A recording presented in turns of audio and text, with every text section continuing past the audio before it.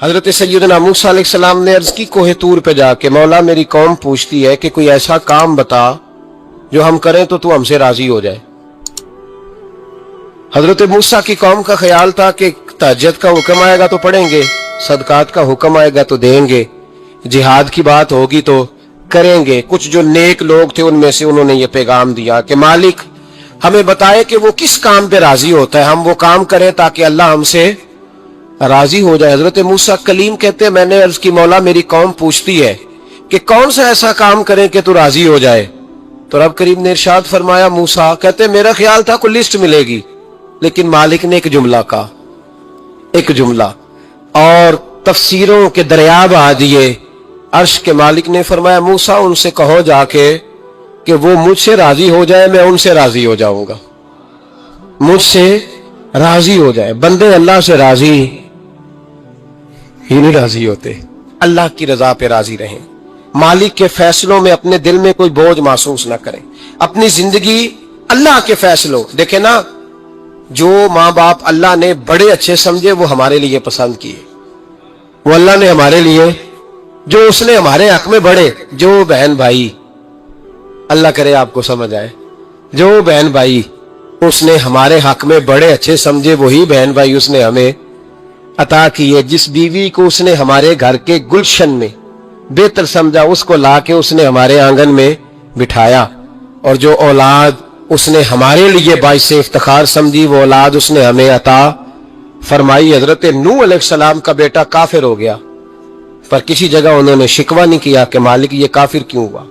اللہ کے قبضے میں ہے نا، دل پھیر سکتا ہے نا، مقلب القلوب ہے، لیکن حضرت نوح نے دعا اللہ کی رضا پر راضی رہے، سمجھیں کہ میرے حق میں جو بہتر تھا مالک نے وہ چیز مجھے عطا کر دی۔ ہم یہ سوچتے ہی نہیں کہ ہمیں نہیں پتا ہمارے حق میں بہتر کیا ہے، ہمارے رب کو پتا ہے کہ ہمارے حق میں بہتر کیا ہے، اس لیے لوگ شکایت نہیں کرتے تھے۔ آج ہر بات پر شکایت ہے، ہر بات پر لوگ شکوہ کرتے ہیں، اور ہر بات پر لوگ اللہ تبارک و تعالیٰ کی بارگاہ ناز کے نافرمان بنتے ہیں، اور پھر سوال کیا، یا اللہ تو راضی ہو جا، یا اللہ تو، اور اللہ کیا فرماتے ہیں موسیٰ اپنی قوم سے کہو یہ مجھ سے راضی ہو جائے میں بھی ان سے راضی ہو جاؤں گا۔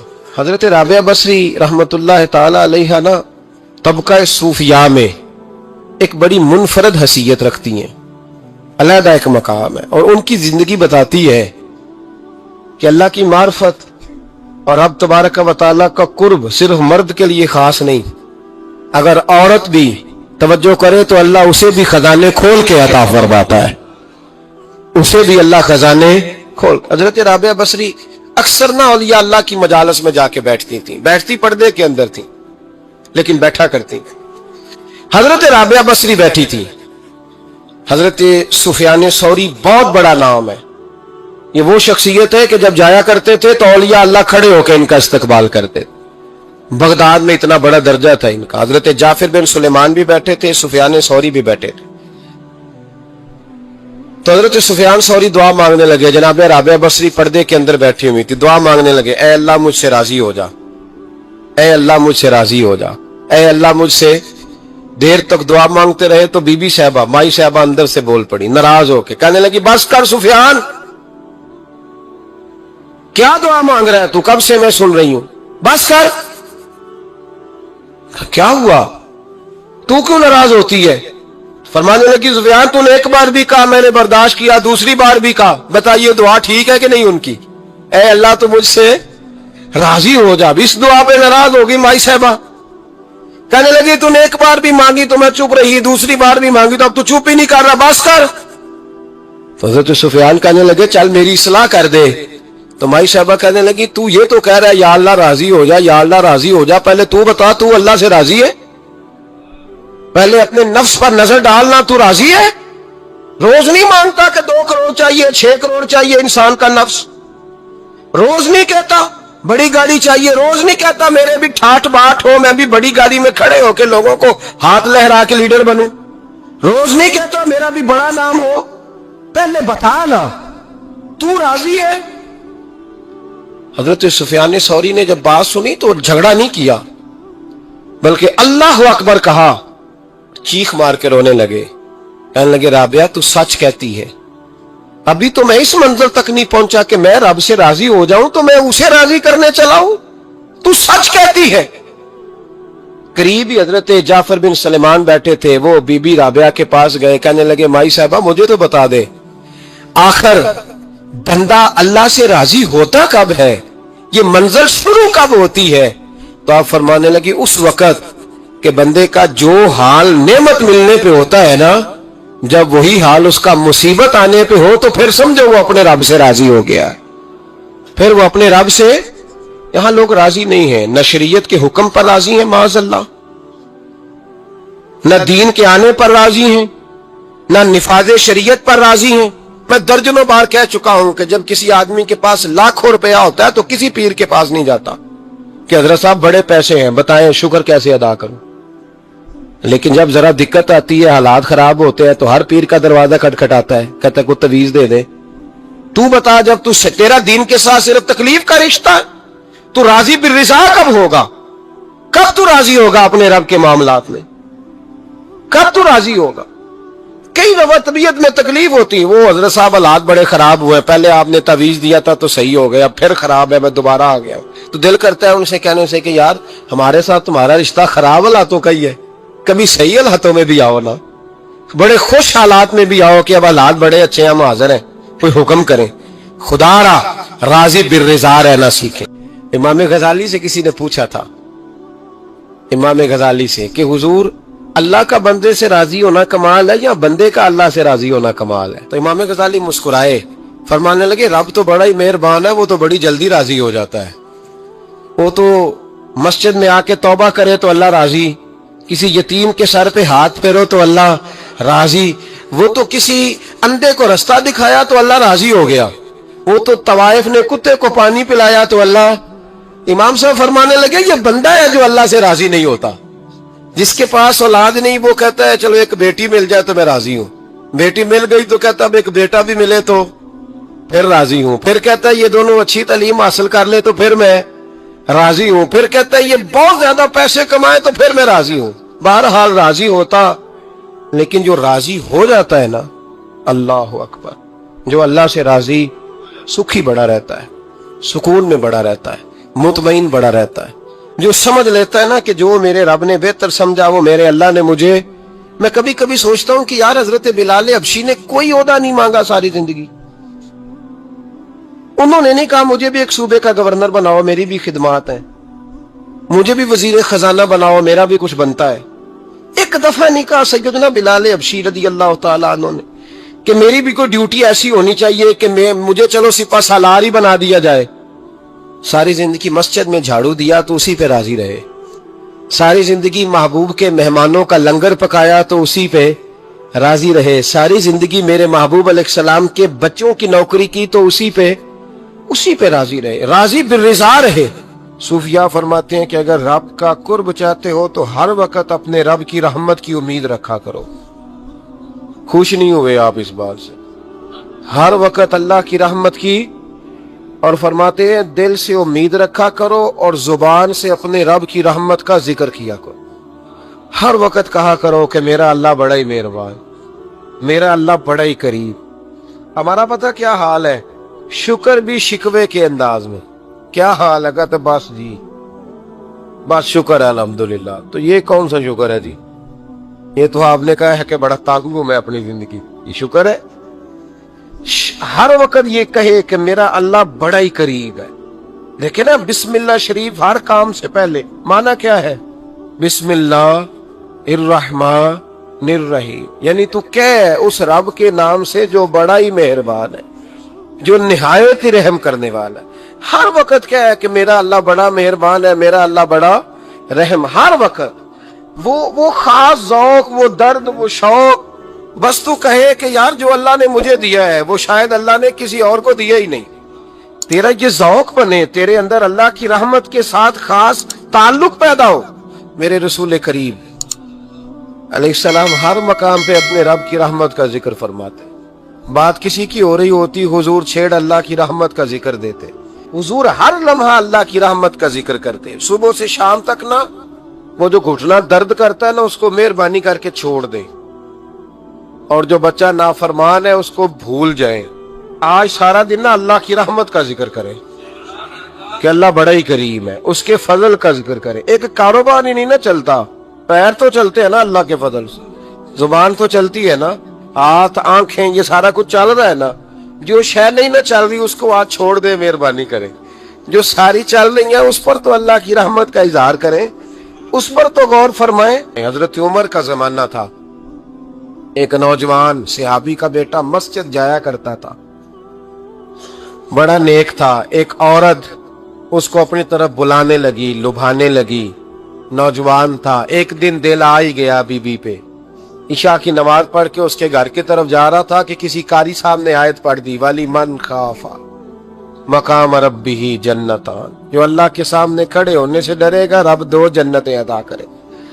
یہ آیت کیا سنی کہ نوجوان بے ہوش ہو کے گرا. کسی نے باپ کو خبر دی کہ تیرا بیٹا بے ہوش ہے. باپ گھر لائے, بالوں میں ہاتھ پھیرا, بیٹے کیا ہوا؟ اس نے آنکھیں کھول کے کہا ابا جی میں نے گناہ کیا نہیں, لیکن میرا قبضہ پورا ہو گیا تھا گناہ پہ. وہ بالکل راضی تھی, میں چاہتا تو میں گناہ کر لیتا, لیکن میں اللہ سے ڈر گیا. کیا واقعی رب مجھے 2 جنتیں دے گا؟ تو باپ نے ماتھا چوما, کا بیٹا اللہ کے وعدے بڑے ہی سچے ہیں, بڑے سچے ہیں. تو یہ تصور کر کے اللہ مجھے دیکھ رہا ہے, پھر ڈر جا, واقعی 2 جنتیں دے گا. اس نوجوان نے چیخ ماری اور روح پرواز کر دی. رات کو جنازہ پڑا, دفن کر دیا. صبح حضرت عمر آئے, فرمایا اتنا نیک نوجوان تھا تو مجھے کیوں نہیں بتایا؟ میں اس کے غسل میں شریک ہوتا, کفن میں شریک ہوتا, میں جنازہ پڑھاتا. حضور بس رات دیر ہو گئی, دفن کر دیا. امام سیوطی نے لکھا, ابن کثیر نے لکھا, ابن عساکر نے لکھا.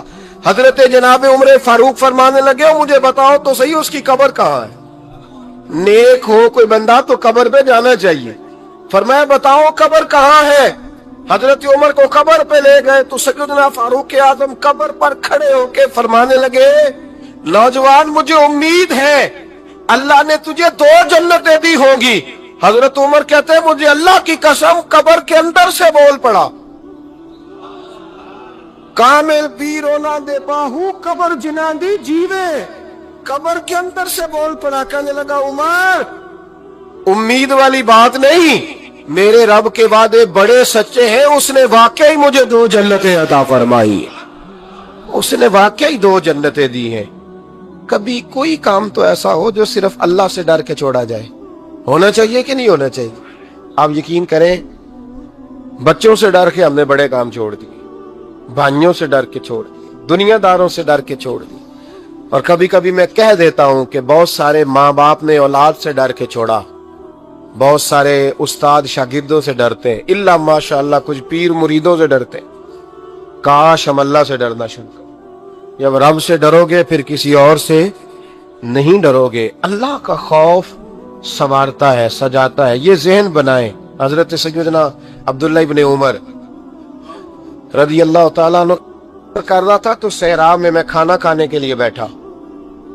ایک چرواہا بکریاں چرا رہا تھا, میں نے دعوت دی روٹی کھا لو, کہنے لگا میں نے روزہ رکھا ہے. آپ فرماتے غریب آدمی تھا, نفلی روزہ. میں اٹھ کے قریب گیا, میں نے کہا پتہ تو کروں صرف روزے دار ہے کہ نیک بھی ہے؟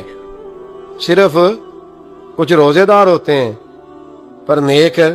ناراض نہ ہو جائیے گا, حضرت عبداللہ ابن عمر کی بات کر رہا ہوں. کچھ نمازی ہوتے ہیں پر نیک, حاجی ہوتے ہیں پر نیک, وہ تقوی نہیں اختیار کرتے, مقاصد نماز اور مقاصد روزہ نہیں جانتے. کہتے میں قریب گیا تو میں نے جا کے اسے کہا یہ بکری بڑی پیاری ہے, بیچ نہیں دیتا میرے ہاتھ؟ کہنے لگا میری نہیں, میں تو چرواہا ہوں, تنخواہ پہ بکریاں چراتا ہوں, کسی اور کی ہیں, مالک کوئی اور ہے. تو فرماتے میں نے اسے کہا کہ مالک کو کہہ دینا کہ ایک بکری بھیڑیا لے گیا تھا, یہ 300-400 بکریاں, مالک کو کیا پتہ, کہنے ایک بھیڑیا لے گیا ہے.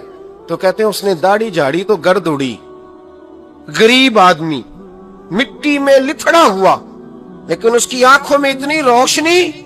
کہنے لگا حضور بکریوں کے مالک سے تو کہہ دوں گا بھیڑیا لے گیا ہے, اور جب کائنات کا مالک پوچھے گا, جب عرش کا مالک پوچھے گا تو کیا جواب دوں گا؟ آپ فرماتے میں واپس آیا, میں نے پتہ کیا کس کا غلام ہے. پہلے غلام خریدا, پھر بکریاں خریدی, پھر وہ بکریاں اسے تحفے میں دے دی. کہنے لگا حضور یہ کیا ہے؟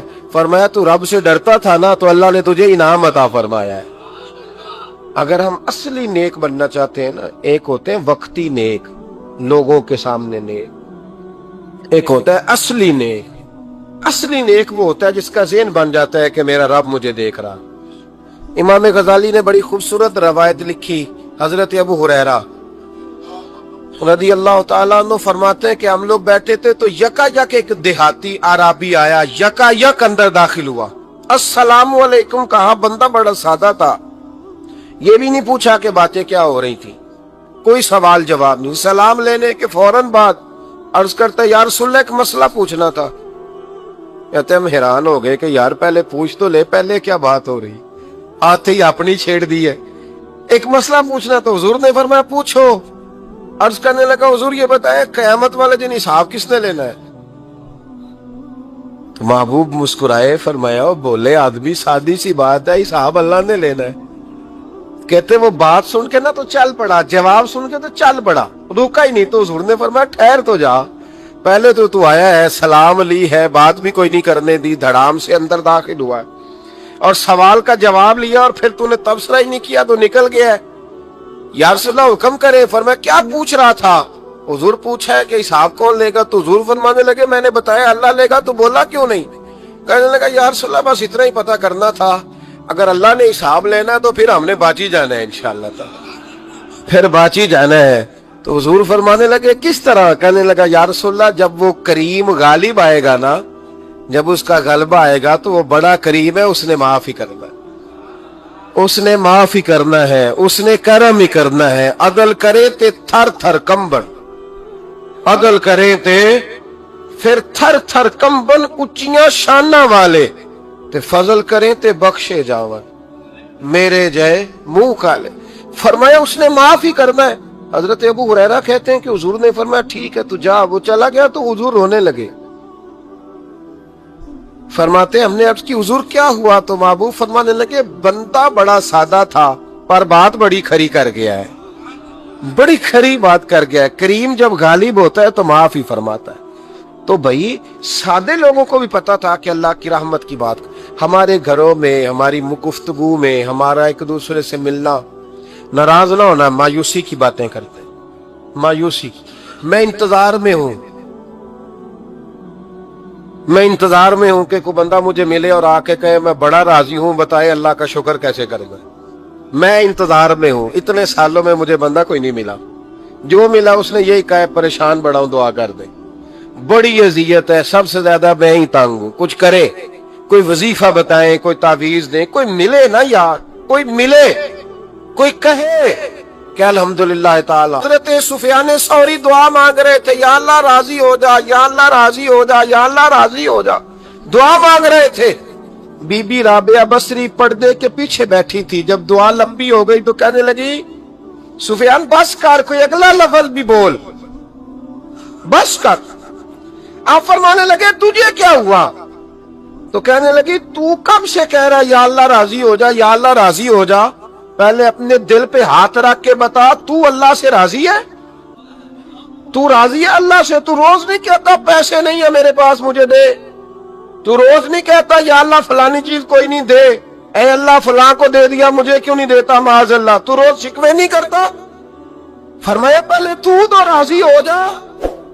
ترمذی شریف کی حدیث ہے، میرے نبی کریم علیہ السلام نے فرمایا تم اللہ کے دیے ہوئے تھوڑے رزق پہ راضی ہو جاؤ، اللہ تمہاری تھوڑی عبادت سے راضی ہو جائے۔ دیکھیں نا امام حسین کا آخری جملہ کیا ہے؟